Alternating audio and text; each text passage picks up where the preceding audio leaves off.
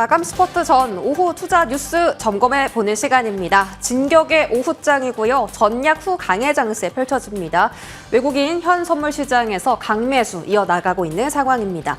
자, 오늘 반도체에 대한 소식 좀 알려드릴 텐데요. 먼저 마이크론이 HBM 업계에서 사상 처음으로 이 10조 원을 10억 달러 벽을 넘어서면서 SK 하이닉스도 매출에 대한 기대감이 커지고 있다라는 소식입니다. 올해 1분기에 SK 하이닉스의 HBM 매출만 5조 원을 넘길 수도 있다라고 전망이 나오고 있어서요. 지금 실적에 대한 기대감 커지고 있고요. 오늘 외국인 기관 전보다 순매수 나타내주고 있습니다. 자, 그런 가운데 이 엔비디아의 미래 먹거리로 불리고 있는 소캠의 모듈 PCB가 가장 중요한 부품이 되겠죠. 이 PCB 제조 현황을 좀 공개했는데요. 마이크론과 SK 하이닉스, 삼성전자 3사가 모두 선택한 PCB 업체가 바로 TLB라고 공개가 되었습니다. 특히 SK 하이닉스 같은 경우는 TLB와 단독 협력할 것을 전망하면서 오늘 TLB의 주가가 좀 탄력적으로 움직이긴 했는데 그렇게 큰 폭의 상승세는 아니어서 이들 모멘텀이 TLB의 주가를 얼마나 끌어올려줄 수 있을지 도 관전 포인트로 보시면 좋을 것 같습니다. 반도체 시세 확인하시죠. 자, 오늘 삼성전자, 하이닉스 쌍끌이 순매수 나타나는 가운데 이수페타시스가 오전 대비해서 오후장도 탄력을 유지하며 가장 큰 폭의 시세를 보여주고 있습니다. 10% 가까운 강세 흐름 나타내고요. 오늘 반도체 HBM 관련 장비주들 움직임도 강하죠. DIT, IMT 같은 종목들 확인되고요. EUV 쪽 전공정의 파크 시스템스도 6%대의 시세, TLB가 현재 24,200원 걸어가면서 6% 시세 나타내고 있습니다. 다음 뉴스로 넘어가시죠. 다음 뉴스는 LG그룹주에 대한 소식이고요. 오늘 LG그룹주의 외국인 순매수가 계속 확대되고 있는 것이 확인됐습니다. 기관까지 동반 순매수 나타나고요. 주인공은 LG엔솔과 LG전자, LG이노텍으로 확인되고 있습니다. 특히 LG이노텍 같은 경우는 지금 6거래일 연속으로 외국인 기관의 쌍끌이 순매수가 집계되고 있고요. KB증권에서는 LG전자가 2021년 이후 최대 실적을 낼 수도 있다라고 밝히기도 했고요. LG이노텍은 최근 들어서 소식을 계속 나타내고 있는데 신사업 확장에 6천억 원 추가 투자한다. 그리고 휴머노이드 부품 양산을 준비하고 있다라면서 새로운 성장력을 확보한 것도 현재 나타나고 있습니다. LG그룹주의 시세 한번 체크해 보시죠. 자, 오늘 LG그룹주 전반적으로 다 빨간불입니다. LG화학까지도 5% 시세, LG에너지솔루션이 오후장에 급등하면서 현재 8%의 시세를 나타내고 있죠. 지금 외인 기관의 동반 순매수 나타나는 LG이노텍도 4%대 급등하면서 LG그룹주가 전반적으로 좋은 흐름을 보여주고 있습니다. LG엔솔 뉴스도 체크해 볼 텐데요. 일단 어제 폴란드 전력공사에 ESS를 공급하기로 했다라는 소식 전했고요. 오늘은 미국의 델타 일렉트로닉스 와 ESS 공급을 위해 전략적 파트너십을 체결했다는 소식을 공개했습니다. 자, 그런 가운데 나라 M&D가 그 LG엔솔의 핵심 협력사인데요. ESS 배터리팩 부품을 공급하고 있어서 나라 M&D의 주가도 함께 급등하는 모습 나옵니다. 2차 전지단 시세 확인하시죠. 일단 LG엔솔 보시면 이러한 소식과 함께 오후장에 급등한 흐름이 연출됐고요. 현재는 36만 5천 원까지 고점 터치가 나왔고 2차 전지 전반적으로 지금 센티멘트가 좀 좋아졌습니다. 일단 공매도 재개가 나오면 쇼커버 물량이 들어올 거다, 유동성이 좀 풍부해질 거다라는 시선도 이쪽에서 나오고 있습니다. 나라 M&D 17% 급등하고요. 어제 LG엔솔의 건식 기술 공정과 관련해서 지하이텍도 오늘 추가 상승 나타냈는데 오후장에는 좀 상승분 반납하는 흐름이 나왔습니다. 이렌텍 6.5%, 오늘 2차 전지 오후장에 100까지 넘는 종목들이 빨간불을 켜기도 했습니다. 다음 뉴스 확인하시죠. 자, 한화 에어로스페이스의 유상증자에 100% 참여하겠다라는 의사를 밝히면서 한화 에어로스페이스가 반등에 성공했습니다. 한화 에어로스페이스 일중 흐름 함께 확인하시죠. 한화 에어로스페이스 최근 들어 좀 조정세를 겪고 있다가 자, 일중 흐름으로 보겠습니다. 조정세를 겪고 있다가 이렇게 오늘 밑골이 달면서 반등하는 흐름이 나왔는데요. 파란불에서 빨간불로 순식간에 이동하는 흐름이 오후장에 포착이 됐습니다. 확인해 보시는 것처럼 오늘 63만 2천 원대에서 오후장에 67만 5천 원대까지 급등하는 흐름이 나타나기도 했습니다. 자, 그런 가운데 트럼프 정부에서 미국의 전자결제 시스템을 완전히 바꾸겠다, 전면 개편하겠다라는 소식 전하면서 국내 전자결제주들이 급등하기도 했습니다. 다만 단기적인 상승 일정 수 있다라는 점 챙겨보시고요. 자, MS의 나델라 CEO가 방한을 했습니다. 그런데 오전에는 AI 소프트웨어 관련 종목들이 움직임이 강했는데요. 별 디테일한 내용이 나오지 않았습니다. 그러면서 조금씩 상승분을 반납하는 흐름도 연출되기도 했습니다. 일단 KT 사장과 함께 AI 교육 쪽으로 협업하겠다라는 이야기가 나왔고요. 조금 추가적인 이슈 있는지 함께 보겠습니다. 인공지능 관련주 코난테크놀로지가 장중에 상한가 시도까지 할 정도로 오전에 정말 탄력적이었는데 오히려 이 나델라 CEO가 별 말이 없자 좀 재료 소멸로서 인식이 되면서 대부분 다 상승분을 좀 반납한 형태로 오후장에는 거래가 진행되고 있습니다. 마지막으로 관세 수혜 때문에 구리 가격이 사상 최고치를 경신을 했습니다. 지금 공급이 좀 제한적인 상황에서 수요는 늘어나다 보니까 구리 가격이 크게 올랐는데 이런 일각의 시선도 있습니다. 구리 관세율이 25%를 밑돌 경우에는 구리 가격이 빠르게 하락할 수도 있다라는 전망이 있기 때문에 구리 관련주들 투자하실 때 함께 참고하시면 좋을 것 같아서 오늘 소식 들고 왔고요. 이고산업 22%, 풍산도 6%, 대차익은 윗골이 달고 빠졌습니다. 거래량 동반해서 강하게 시세 유지하는 쪽이 이고산업으로 현재 구간에서는 확인되고 있습니다. 이렇게 오후장에 영향 미치는 뉴스들 체크해봤고요. 본격적으로 마감 스포트 시간에서 전략 자세하게 세워드리겠습니다. 출발하시죠.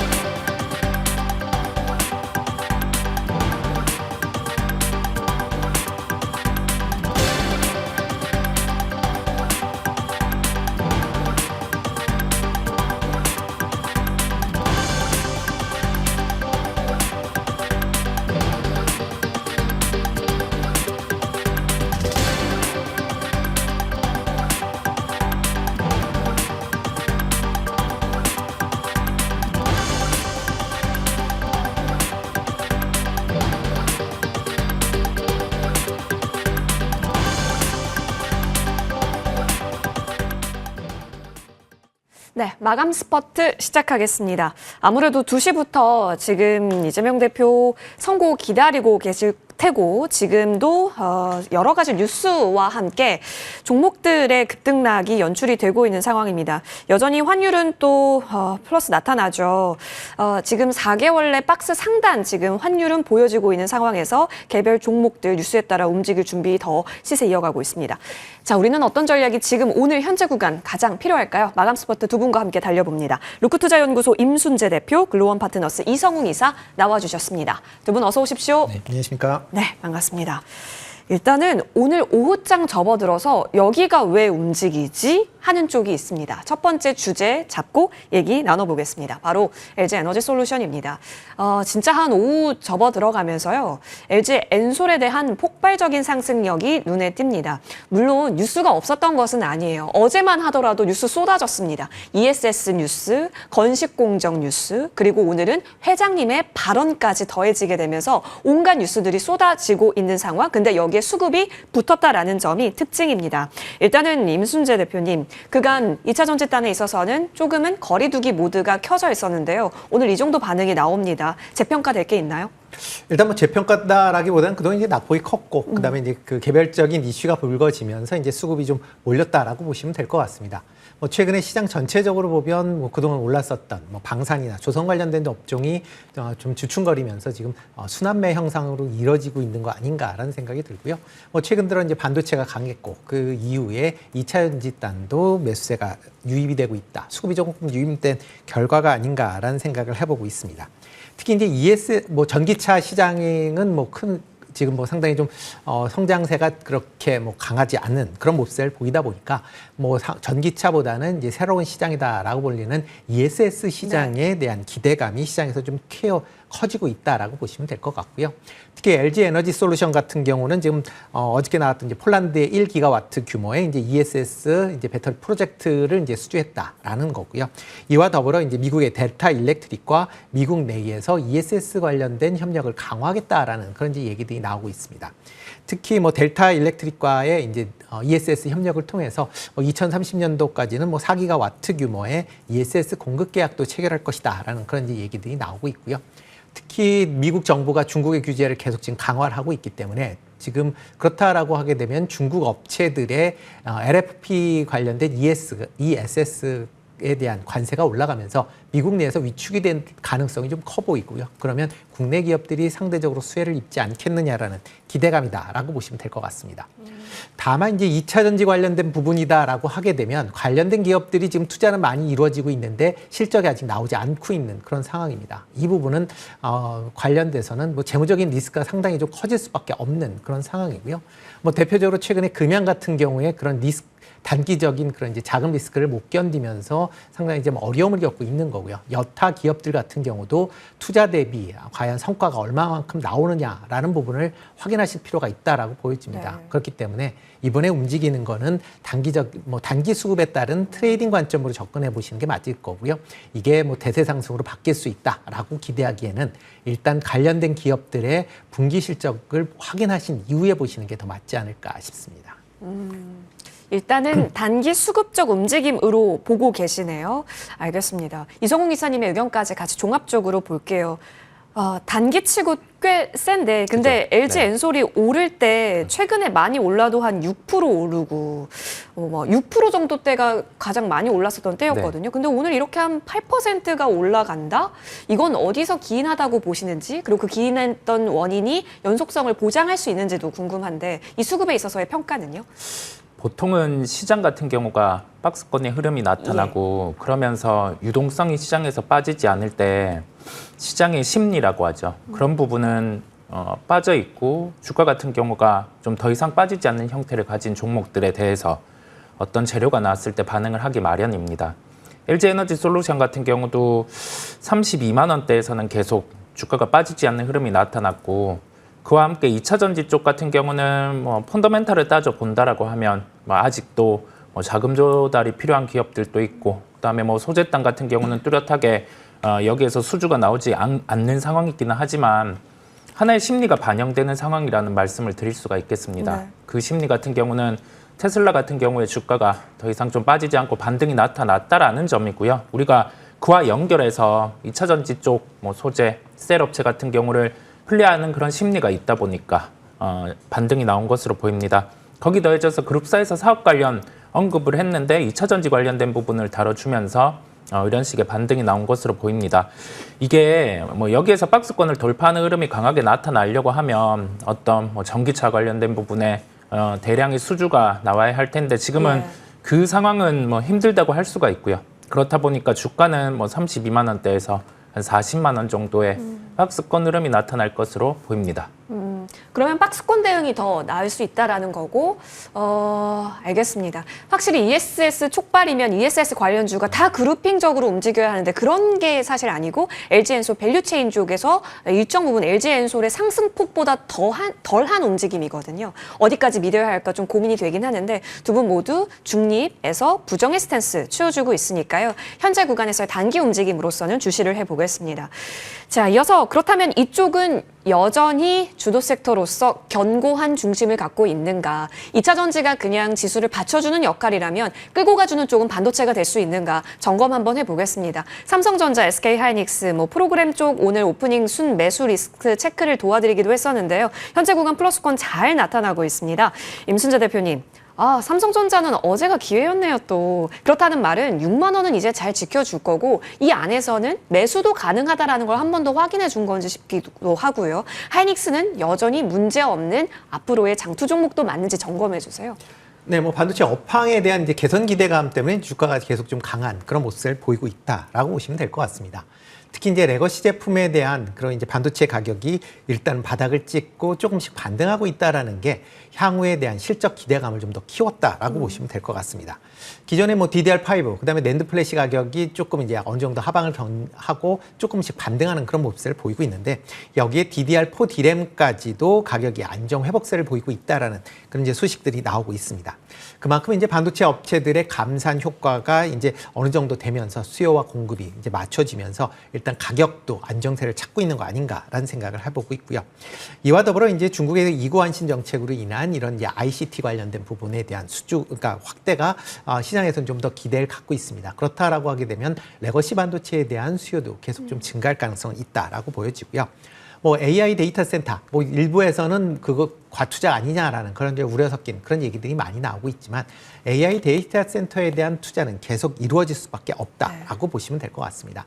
뭐 그렇다라고 하게 되면 AI 데이터 센터를 짓는다라고 하게 되면 HBM D램뿐만 아니라 기존의 뭐 서버용 D램이나 아니면 뭐 SSD 같은 수요도 같이 증가할 수밖에 없다라고 보시면 될 것 같고요. 그렇다라고 하게 되면 반도체 관련된 기업들은 실적이 뭐 하반기 뭐 올해 뭐 아마 하반기로 들어갈수록 실적은 개선되는 모양새가 있을 것이다라고 예상을 하고 있습니다. 뭐 그런 관점에서 본다라고 하게 되면 외국인 입장에서도 지금 뭐 삼성전자를 뭐 꾸준히 매수를 하고 있는데 그런 절차가 그런 이제 상황이 좀 더 지속될 가능성은 있고요. 뭐 그동안 삼성전자가 다른 이제 반도체 주가에 비해서 뭐 상승폭이 상당히 좀 부진한 그런 모습을 보였기 때문에 그런 부분이 다시 재부각되고 있는 거 아닌가라는 생각을 해보고 있습니다. 알겠습니다. 자, 그러면 현재 구간에서는 이제 잠시 코스닥추이가 분 거고 다시 한번 따뜻한 봄을 맞을 채비를 단단히 했다라고 봐도 되는지 지금 수급적으로 봤을 때는 또 견고하거든요, 이성훈 네, 이사님. 네네. 현재 포지션에 있어서는 더 끌고 가도 되는 거예요? 수급의 흐름을 놓고 봤을 때 뭐 외국인 주체가 3월 17일부터 대량 매수가 유입이 됐었어요. 이게 뭐 순수 외국인일 수도 있고 아니면 뭐 CFD 계좌까지 더해진 부분까지 예. 함께 조합이 되었을 수 있는데 대량 거래가 발생한 가격이 57,000원대였습니다. 자사주 매입 수급은 이어지고 있어요. 이 부분은 뭐 하방의 경직을 나타내는 수급의 역할을 한다라는 말씀을 드립니다. 이런 점을 종합해 봤을 때 수급에 대한 요소는 뭐 삼성전자에게 긍정적인 상황임을 말씀드릴 수가 있고 업황에 대한 부분 같은 경우도 뭐 61,000원대 주가를 밸류에이션으로 환산을 해봤을 때 일반적인 반도체 기업들, 뭐 마이크론, SK 하이닉스, 하이닉스 HBM 부분을 제외를 해보더라도 삼성전자 같은 경우가 가격 메리트가 가장 강하다 보니 보유하고 계시다라고 하면은 여전히 가지고 갈 수 있음을 말씀드립니다. 레거시 단에 있어서는 조금 더 점수 주시는 거예요? 아니면 HBM 단도 같이 보시는 전략이세요? 삼성전자는 지금 HBM 단은 배제된 상황이다 보니까 레거시 단만 감안하더라도 뭐 적어도 한 6만 원대 후반 7만 원 정도까지는 상승할 수 있는 여력을 갖고 있습니다. 이 부분은 가격에 대한 상승이 나타나면서 예. 고객사에서 자연스럽게 매출에 대한 부분도 비례해서 증가를 할 수 있기 때문이고요. 그렇다라고 하면은 삼성전자도 볼 수가 있겠지만 우리 소재 부품사 같은 경우 전공정단이겠죠. 이런 기업들도 함께 바라보시면 되겠습니다. 전공정단이 3점만 하진 않잖아요. 하이닉스도 하긴 하는데 그렇죠. 네. 적용시킬 수 있는 룸이 하이닉스에게 더 있다는 판단이세요? 네, SK 하이닉스 또한 동일합니다. 그렇다 보니까 우리가 삼성전자에 국한돼서 보기보다 SK 하이닉스의 소재, 부품, 네. 밸류체인 같은 경우도 함께 바라보면 되고 그와 함께 올해 중반부가 도래가 되었을 때는 이제 하반기에 하이브리드 본딩이라는 점으로 시장 HBM 단이 넘어갈 수가 있어요. 그러면 그와 관련된 장비 기업들의 발주도 나올 수 있습니다. 상황이 좋아요. 레거시도 좋은 상황. HBM 같은 경우도 새로운 수주가 나올 수 있기 때문에 뭐 하이닉스는 소위 말해서 주가는 박스권이기는 하지만 박스권 돌파에 대한 가능성도 두고 좀 바라보시면 되겠습니다. 알겠습니다. 자, 반도체 정리를 해보니까요. 두 분의 의견 종합적으로 봤을 때 일단 반도체의 개화를 충분히 느려도 괜찮겠습니다. 양 대장이 이렇게 든든하게 버텨주고요. 레거시단, HBM 모멘텀 모두 챙겨볼 수 있겠습니다. 그 가운데 여러 종목들에 있어서의 확산도 저희는 주시를 해볼게요. 자, 그럼 이쪽으로 한번 넘어가 봅니다. 이수페타시스인데요. 일단은 뭐 한 차례 제이오와의 인수 그 한파가 좀 지나갔습니다. 그렇다면 현재 구간에서는 본연의 펀더멘탈에 집중을 해도 될까요? 오늘 리포트가 있었죠. 빅테크도 줄 서는 소문난 MLB 맛집이다라는 표현과 함께 목표 주가를 7만 원 상향하는 리포트도 있었는데요. 이수페타시스 이제 과거의 노이즈는 과거일 뿐 현재 다시 바라볼 수 있다의 모드인지도 궁금합니다, 임 대표님. 네, 일단 뭐 M&A 관련된 부분이 뭐 잦아들면서 이제 본업에 대한 관심을 좀 더 가지셔야 되지 않을까라는 생각을 해보고 있습니다. 그렇지만 뭐 여전히 이제 시장에서 좀 의구심으로 남아 있기는 하니까 네. 그런 부분 좀 참고하실 필요는 있을 걸로 보여지고요. 그렇지만 근데 지금 시장 전체적으로 보면 반도체 업황이 개선되고 있다라는 관점에서 접근을 해보셔도 낫지 않을까라는 생각을 해보고 있습니다. 특히 반도체 가격, 특히 이제 레거시 관련된 부분에 이제 반도체 공급이 이제 증가한다라고 하게 되면 그만큼 레거시 관련된 이제 반도체 소부장 업체들에 대한 그런 반사적인 수혜도 기대해 볼 수 있다라고 보시면 될 것 같고요. 이런 이제 레거시 반도체에 대한 수요가 증가한다라고 하게 되면 소부장 관련된 기업들의 실적도 개선될 수 있다라고 보시면 될 것 같습니다. 그런 관점에서 본다라고 하게 되면 레거시 반도체에 대한 그런 부분을 좀 더 관심 있게 보셔야 되지 않을까 싶고요. 뭐 그렇다라고 해서 뭐 HBM에 대해서 뭐 끝난 거냐라고 보면 아직까지 HBM은 뭐 계속 보셔야 될 걸로 보여집니다. 뭐 HBM을 계속 봐야 되는데 그동안 이제 상대적으로 레거시 반도체들이 관련된 업체들이 상대적으로 주가가 부진했었기 때문에 만약 실적이 반등을 해서 올라간다라고 하게 되면 레거시 관련된 소부장 업체들의 아마 주가 탄력도가 좀 더 높을 가능성은 있다라고 보여집니다. 그런 관점에서 뭐 두 개 중에서 어떤 택일을 한다라기보다는 두 개 업종을 세부 업종을 좀 분산으로 투자를 하시는 게 좀 더 지금 시점 맞지 않을까 싶습니다. 레거시에 있어서의 기대감이 더 큰 상황이다라고 초점을 맞춰주셨네요. 이수페타시스 오늘 올라가는 것은 그렇다면 단기로 보실지도 궁금하긴 하네요. 이성홍 이사님, 사실 그 알리바바에서 데이터 센터 건설 버블 조짐이 좀 촉발했었던 게 약간 불편하긴 하거든요. 근데 그렇죠. 중국 입이기 때문에 신경 안 써도 되나 싶긴 하지만 이수페타시스가 오늘 올라가요? 어떻게 해석하세요? 뭐 지금 그 시설 투자를 단행한 데이터 센터 기업들, 그다음에 그게 AI가 접목이 되다 보니까 이게 자본 회수기가 언젠지에 대해서 시장은 계속 고민을 하는 것으로 보입니다. 그 와중에 중국에서 멘트가 나오기는 했는데 이 부분은 해석에 따라 좀 달라지는 부분이 존재를 하고요. 그와 함께 아직 이 데이터 센터 부분 AI를 탑재한 그 요소가 버블이라고 하기에는 그런 징후는 보이지 않고 있는 상황이에요. 그래서 크게 우려는 안 하셔도 된다라는 말씀을 드리고, 이수페타시스는 가깝게 증저와 관련된 이벤트 나빕을 앞두고 있어요. 4월 9일에 이제 청약 예정일입니다. 만약에 이수페타시스를 보유하고 계시다라고 하면은 충분히 증자에 대한 부분은 참여를 해도 된다라는 말씀을 드리고, 이제는 본업 가치의 반영 단계로 순수하게 볼 수 있다 보니까 관심을 가지셔도 된다라는 말씀을 드립니다. 일단은 참여율이 좀 높을 것 같고 또 참여에 있어서도 긍정적으로 좀 보고 계시네요. 알겠습니다. 4월 9일 이벤트가 있으니까요. 챙겨보시죠. 이수페타시스 일단은 단기적으로도 긍정, 추가 움직임은 계속 보겠습니다.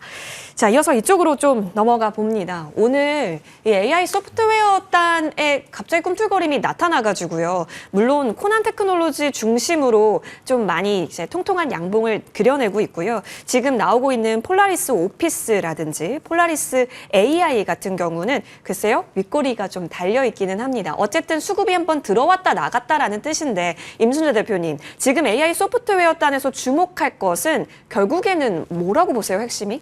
뭐 가장 핵심은 이 실적이 과연 나올 수 있겠느냐라는 기대감이네. 예. 실적이 가장 이제 중요하다라고 보시면 될 것 같습니다. 뭐 그동안 이제 AI 관련된, 특히 이제 소프트웨어 관련돼서는 뭐 주가가 올랐다가 그 이후에 지금 조정을 많이 받고 있거든요. 뭐 이유 중에 하나는 AI에 대한 뭐 여러 가지 뭐 의견들이 뭐 좀 안 좋은 그런 얘기들이 나온다라는 측면도 있지만, 그거보다는 AI를 하면서 얼마만큼 그럼 AI가 이런 기업 실적과 같이 연결되고 있느냐라는 부분을 보셔야 되지 않을까라는 생각을 해보고 있습니다. 뭐 지금 AI 관련된 투자에 대한 뭐 우려감이 있음에도 불구하고 뭐 지금 강한 그런 모습을 보였었는데요. 특히 폴라리스 오피스 같은 경우는 지금 매출 성장에 대한 그런 이제 AI 관련된 제품군의 매출 성장세가 기대가 된다라는 기대감 때문에 지금 좀 강한 그런 모습을 좀 보이고 있습니다. 그렇지만 뭐 내용을 실질적으로 본다라고 하게 되면 폴라리스 오피스가 작년도에 2,700억을 넘는 그런 이제 매출을 기록을 했는데, 이게 연결 기준입니다. 그러니까 폴라리스 자체적으로만 보면 231억 매출을 기록을 했습니다. 그 전년도가 232억이었으니까 뭐 거의 뭐 같은 수준이었다라고 보시면 될 것 같고요. 그만큼 지금 매출이 뭐 정체되어 있는 그런 상황에서 과연 이런 이제 AI 투자군이 확대가 된다라고 해서 얼마만큼 영향을 받을 수 있겠느냐. 그러니까 그 매출 규모도 일단 현재 상황에서는 작다라고 보시면 될 것 같고요.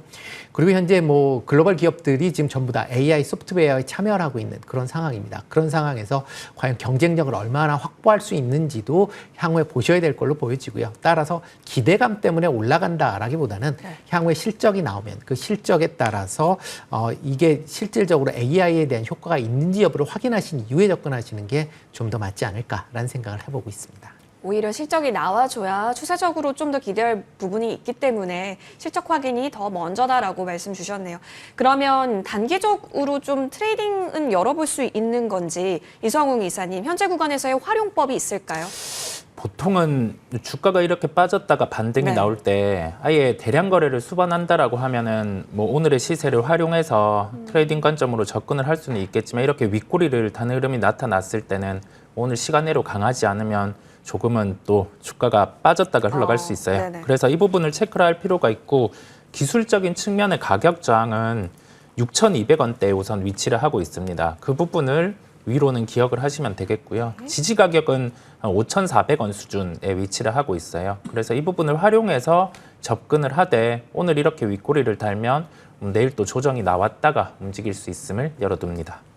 알겠습니다. 일단 윗꼬리, 시간 외에서 조금 더 플러스가 나올지 마이너스 나올지 보면서요. 연속 흐름 좀 더 예측은 가능해 보입니다. 두 분 모두 중립적인 스탠스로 정리하고 계심을 확인했습니다. 자, 이어서 어제 좀 떠들썩했었던 쪽, 그래서 연속한 흐름이 나오고 있냐 챙겨봐야겠죠. 현대차입니다. 지금 구간은 갭을 유지하고 있음이 예쁘다라고 판단을 해도 괜찮을지, 여전히 우리에게 매수의 기회를 주고 있는 것인지, 사실 어제 많은 얘기를 나눴었거든요. 임순자 대표님, 이제 뭐 현대차가 오르고 D+2일입니다. 지금 그러면 예쁘게 지켜주고 있는 건 맞아 보이는데요. 여기서의 방향성은 좀 고민되기도 해요. 윗꼬리거든요. 어떻게 보세요? 일단 뭐 현대차 같은 경우는 실적이 계속 좋게 나왔음에도 불구하고 예, 주가가 지지부진한 그런 상황이 좀 이어졌고요. 어저께 뭐 관련돼서 뭐 미국 투자권, 뭐 향후에 이제 미국 투자를 통해서 이제 미국 내에 입지를 강화하겠다라는 측면에서 보면 긍정적으로 볼 수는 있습니다. 그렇지만 여전히 자동차 업종에 대한 그런 이제 투자 심리 자체가 그렇게 뭐 그렇다고 확 풀렸다라고 보기는 아직까지는 좀 이른 시점이 아닌가라는 생각을 해보고 있고요. 뭐 현대차 관련돼서는 아마 실적이 계속 이제 판매량, 미국 내에서 판매량을 확인하시면서 접근하실 필요가 있다라고 보여집니다. 뭐 지금 친환경 관련된 차량, 뭐 계속 지금 판매가 호조세를 보이고 있고, 특히 이제 미국에서 뭐 조제화 공장이 이제 본격 가동화되면서 친환경 차들의 이제 판매가 확대가 된다라는 기대감은 여전히 이제 남아 있는 그런 상황인데, 그 기대감이 실질적으로 어떠한 이제 실적으로 다가오는지도 같이 좀 주목해 보셔야 되지 않을까라는 생각을 해보고 있습니다. 특히 이제 미국 관세 관련된 부분이 어느 정도 일정 부분 조금 완화된다라는 측면에서는 긍정적으로 좀 봐도 되지 않을까라는 생각이 들고 있고요. 현대차뿐만 아니라 현대차와 같이 미국에 진출하고 있는 미국 내에 진출해서 미국 내에 공장을 갖고 있는 자동차 부품 관련된 업체들도 여전히 좀 관심 있게 좀 보셔야 되지 않을까 싶습니다. 뭐 부품 관련된 업체들 같은 경우도 관세에 대한 미국 내에 공장이 있기 때문에 그만큼 관세에 대한 부분이 조금 완화될 가능성은 있다라고 보여지고요. 특히 미국 내에서 뭐 현대차 그룹이 이제 생산 시설을 확대한다라고 하게 되면 그에 따른 그 수혜도 같이 입을 가능성은 있기 때문에 그런 점에서 아마 이런 자동차 관련된 업종은 단기적인 뭐 그런 것보다는 좀 중장기적으로 관심 있게 보셔도 되지 않을까 싶습니다. 중장기적으로 관심권 알겠습니다.